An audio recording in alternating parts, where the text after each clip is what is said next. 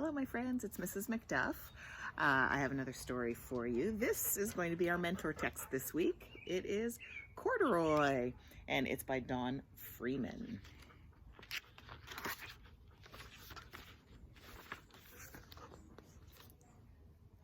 Corduroy is a bear who once lived in the toy department of a big store. Day after day, he waited with all the other animals and dolls for somebody to come along and take him home. The store was always filled with shoppers buying all sorts of things, but no one ever seemed to want a small bear in green overalls.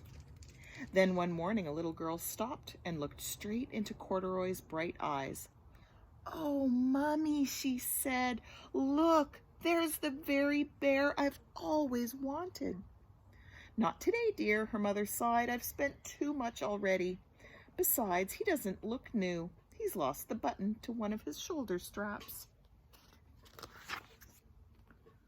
Corduroy watched them sadly as they walked away. "I didn't know I'd lost a button," he said to himself. "Tonight I'll go and see if I can find it."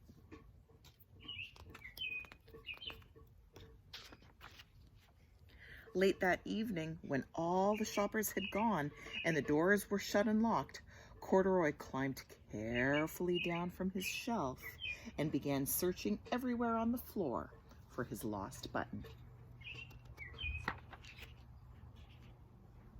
Suddenly, he felt the floor moving under him.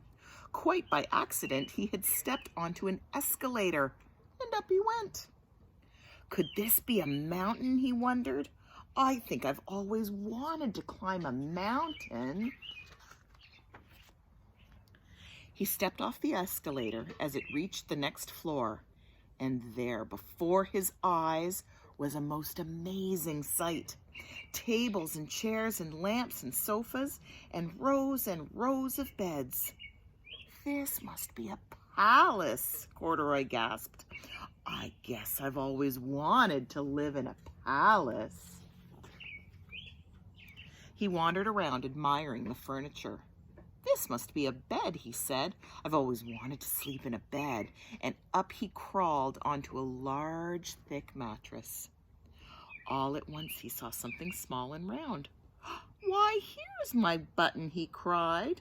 And he tried to pick it up, but like all the other buttons on the mattress, it was tied down tight. He yanked and pulled with both paws until pop! Off the button and off the mattress Corduroy toppled, bang, into a tall floor lamp. Over it fell with a crash. Corduroy didn't know it, but there was someone else awake in the store. The night watchman was going his rounds on the floor above. When he heard the crash, he came dashing down the escalator. "Now who in the world did that?" he exclaimed. "Somebody must be hiding around here." He flashed his light over and over sofas and beds until he came to the biggest bed of all. And there he saw two fuzzy brown ears sticking up from under the cover. "Hello," he said. "How did you get upstairs?"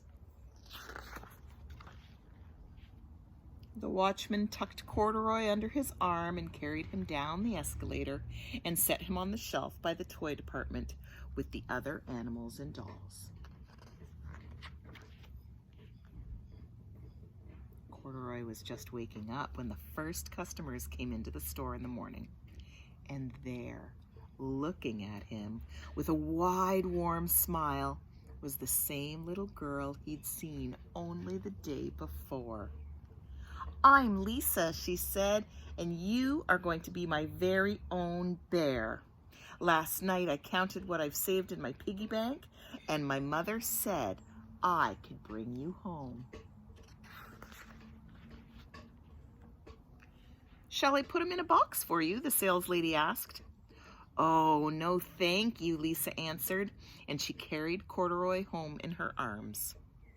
She ran all the way up 4 flights of stairs into her family's apartment and straight to her own room. Corduroy blinked. There was a chair and a chest of drawers, and alongside a girl-sized bed stood a little bed just the right size for him. The room was small, nothing like that enormous palace in the department store. "This must be home," he said. "I know I've always wanted a home." Lisa sat down with Corduroy on her lap and began to sew a button on his overalls. "I like you the way you are," she said, "but you will be more comfortable with your shoulder strap fastened."